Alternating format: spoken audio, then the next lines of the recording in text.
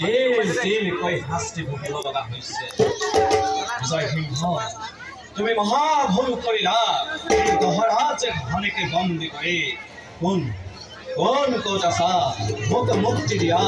কোন ক'ত আছা মোকে মুক্তি দিয়া। নারায়ণ নারায়ণ। ও প্রহরা স্বামী, তুমি দেখোন মৈত্রী কারাগারের বন্দী, তোমাক কোনে বন্দী করিলে?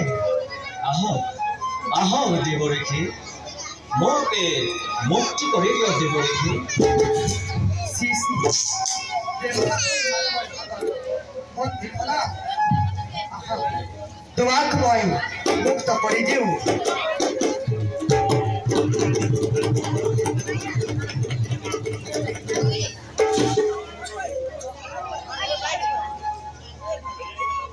দেৱৰেখি,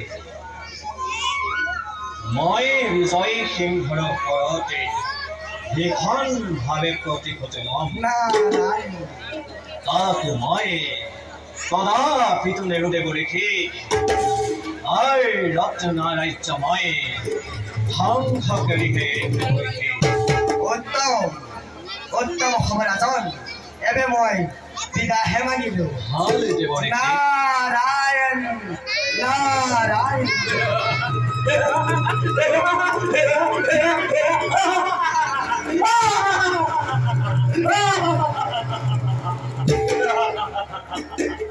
বিজয় সিংহ, তোৰ আৰু বেছি দিন নাই।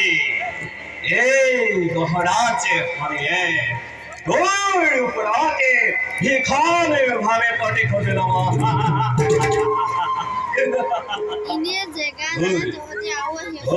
দ্বিতীয় পত্নী পুত্ৰ ৰঞ্জিতৰ লগ হৈ প্ৰথমে মই বিশ্বজিতকে নিৰ্বাসন দণ্ড দিয়াম। তাৰ পাছতে ৰঞ্জিতৰে হতুৱাই তোক মই এই ৰত্নাৰ ৰাজ্যৰ পৰা বাহিৰ কৰি দিম। আৰু এই ৰত্নাৰ ৰাজ্যৰে ৰাজেশ্ব হব তোৰ দ্বিতীয় পত্নীৰ পুত্ৰ সেই ৰঞ্জিত।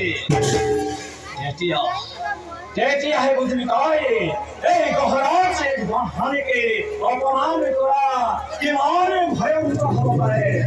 তোৰ ৰাজ্য মই ধ্বংস কৰি দিম। তোৰ ৰাজ্য মই এফালৰ পৰা খাল কৰি দিম।